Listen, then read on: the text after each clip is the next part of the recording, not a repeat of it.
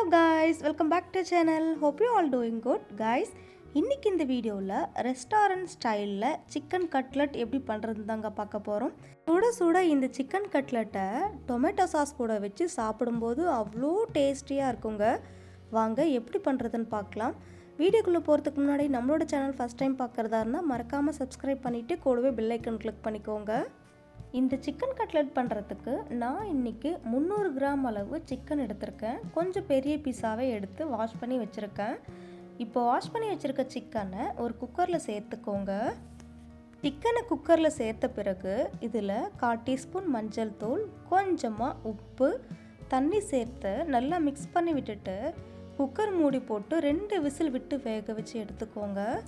2 விசிலுக்கு அப்புறம் பாருங்கள் சிக்கன் எவ்வளோ சூப்பராக வெந்திருக்கு. இப்போ இந்த வேக வச்ச சிக்கனை ஒரு பிளேட்டில் மாற்றி வச்சுக்கோங்க. இந்த சிக்கனில் இருக்கிற சூடு போன உடனே சிக்கன் சதையை மட்டும் தனியாக எடுத்து வச்சுக்கோங்க.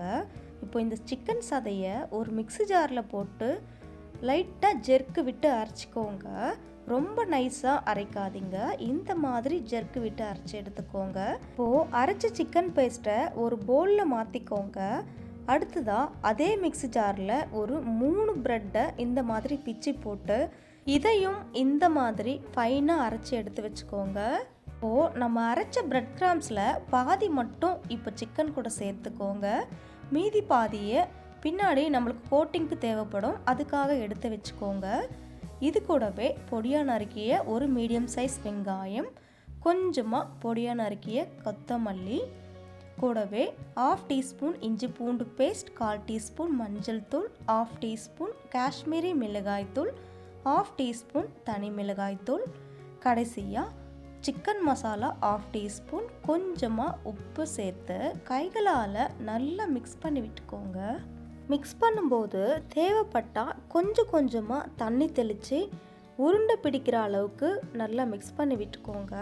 பிறகு உப்பு கரெக்டாக இருக்கான்னு செக் பண்ணிவிட்டு கம்மியாக இருந்தால் இப்போவே சேர்த்துக்கோங்க.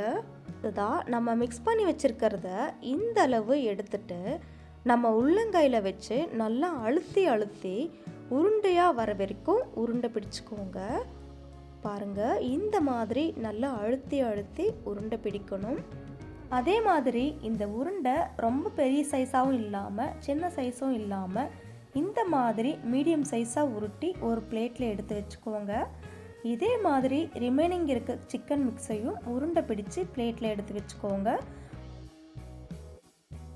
அடுத்ததாக நம்ம உள்ளங்கையில் கொஞ்சமாக எண்ணெய் தடவிட்டு நம்ம உருட்டி வச்சுருக்க அந்த உருண்டையை உள்ளங்கையில் வச்சு வடைக்கு தட்டுற மாதிரி லைட்டாக ப்ரெஸ் பண்ணிவிட்டு பிறகு சைடில் எந்த ஒரு விரிசலோ ஓட்டையோ இல்லாதபடி இந்த மாதிரி தட்டிக்கோங்க.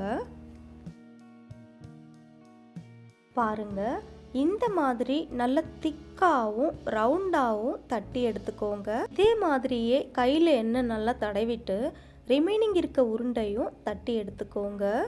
பாருங்க, நம்ம எல்லா உருண்டையுமே கட்லட் ஷேப்புக்கு நல்ல திக்காகவும் ரவுண்டாகவும் தட்டி எடுத்தாச்சு. இப்போது நம்ம எடுத்து வச்சிருக்க பாதி பிரெட் கிராம்ஸை ஒரு பிளேட்டில் கொட்டிக்கோங்க. இதுதான் ஒரு சின்ன பவுலில் ஒரே ஒரு முட்டையை உடச்சி சேர்த்துக்கோங்க. இந்த முட்டை கூட கொஞ்சமாக உப்பு சேர்த்து நல்லா பீட் பண்ணி எடுத்துக்கோங்க. பாருங்கள், இந்த மாதிரி பீட் பண்ணி எடுத்துக்கோங்க. அடுத்ததாக நம்ம தட்டி வச்சிருக்க அந்த சிக்கன் கட்லட்டை பீட் பண்ணி வச்சுருக்க இந்த முட்டையில் நல்லா டிப் பண்ணிவிட்டு பிறகு இதை பிரெட் கிராம்ஸில் சேர்த்துட்டு நல்லா கோட் பண்ணி எடுத்துக்கோங்க. பாருங்கள், இந்த மாதிரி கட்லட்டோட எல்லா பகுதியிலும் இந்த பிரெட் கிராம்ஸ் நல்லா கோட் பண்ணிவிட்டு ஒரு பிளேட்டில் எடுத்து வச்சுக்கோங்க. இதே மாதிரி எல்லா கட்லட்டையும் பிரெட் கிராம்ஸில் நல்லா கோட் பண்ணி எடுத்து வச்சுக்கோங்க. அடுத்ததான் இதை நம்ம எண்ணெயில் ஃப்ரை பண்ண போகிறோம். அதுக்கு எண்ணெய் மிதமான சூடில் இருக்கிற மாதிரி பார்த்துக்கோங்க. இப்போ இதில் நம்ம பிரெட் கிராம்ஸில் கோட் பண்ணி வச்சுருக்க கட்லெட்டை இதில் சேர்த்துக்கோங்க. கட்லெட்டை எண்ணெயில் சேர்த்த பிறகு லோ டு மீடியம் ஃப்ளேம்லேயே ஃப்ரை பண்ணுங்கள். ஹை ஃப்ளேமில் வச்சு ஃப்ரை பண்ணாதீங்க. ஏன்னா ஹை ஃப்ளேமில் வச்சு ஃப்ரை பண்ணும்போது உள்ளே இருக்கிற இன்க்ரீடியன்ட்ஸ் எல்லாமே வேகாமல் பச்சையாகவே இருக்கும். அதனால தான் அதே மாதிரி எண்ணெயில் சேர்த்த உடனே திருப்பி விடாமல் 2 நிமிஷத்துக்கு அப்புறமா ஸ்லோவாக திருப்பி விடுங்க. பாருங்க, இந்த மாதிரி கண்டினியூஸாக திருப்பி விட்டுட்டே இருக்கணும். அப்போ தான் எல்லா சைட்லேயும் ஒரே கலராக இருக்கும். இப்போ பாருங்கள், நம்ம சேர்த்த கட்லெட் எல்லாமே நல்ல கலர் சேஞ்ச் ஆகி டார்க் ப்ரௌன் கலரில் வந்திருக்கு. இந்த மாதிரி நம்ம சேர்த்த கட்லெட் எல்லா சைட்லேயுமே நல்ல டார்க் ப்ரௌன் கலர் ஆயிடுச்சுன்னா கட்லெட் நல்லா ஃப்ரை ஆயிடுச்சுன்னு அர்த்தங்க. இப்போ இதை எண்ணெயிலேருந்து வடிகட்டி ஒரு பிளேட்டில் மாற்றிக்கோங்க. பாருங்க, நம்ம எண்ணெயிலேருந்து எல்லா கட்லெட்டுமே வடிகட்டி எடுத்தாச்சு. அவ்வளோதாங்க, நம்மளோட ரெஸ்டாரண்ட் ஸ்டைல் சிக்கன் கட்லெட் ரொம்ப சூப்பராகவே ரெடி ஆகிடுச்சு.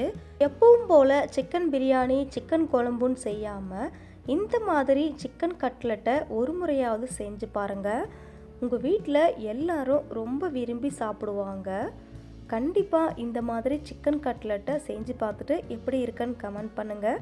அண்ட் இந்த வீடியோ உங்களுக்கு பிடிச்சிருந்தா லைக், ஷேர், கமெண்ட், மறக்காமல் சப்ஸ்கிரைப் பண்ணுங்கள். தேங்க்யூ ஃபார் வாட்சிங்.